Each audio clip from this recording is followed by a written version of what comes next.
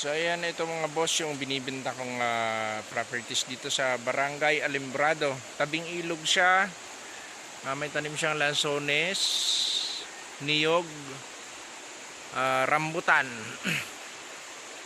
Tsaka yan, may kawayan siya. Tsaka maganda yung ilog niya, malinis, pwedeng paliguan. So lakad na tayo papunta dun sa taas.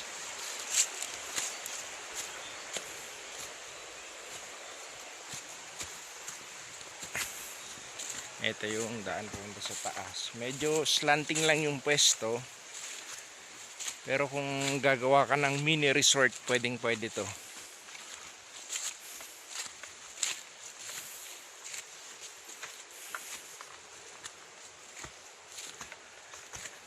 Ayan.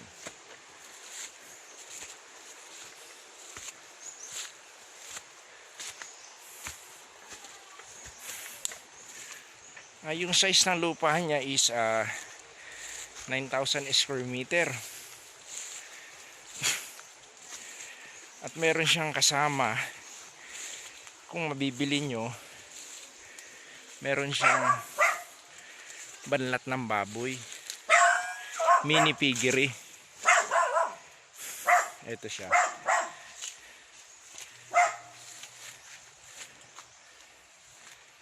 Ayan yung mini piggery niya. Dito may mga puno ng rambutan.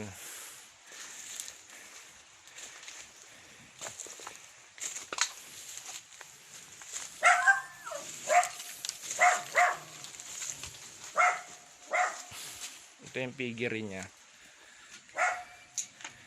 Walang tao dito So ayan. Hanggang siya dyan. Hanggang doon. Dito. Ayan, pwede kang magtayo ng babuyan. Tapos may kasama siyang bahay. Ito yung bahay. Malaki din siya. Ayan. Tapos ito na yung daanan niya, yung right of way niya papunta sa kalsada.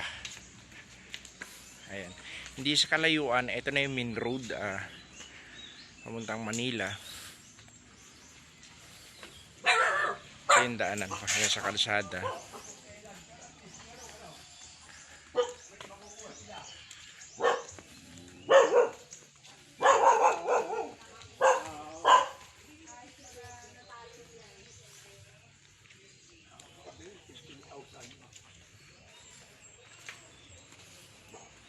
So ito yung daanan niya. Pasok naman ang four wheels. Tsaka medyo maiksi lang yung distansya niya galing sa main road. Ayan, kalsada na siya. Tsaka boss, yung bahay pala nakasama dun sa piggery. May tubig na siya, naka-install metro at kuryente. Bali, ito yung papuntang Nagcarla na way. Ito yung papuntang Kalawan way, going to Manila. Okay. So ayun na lang mga boss.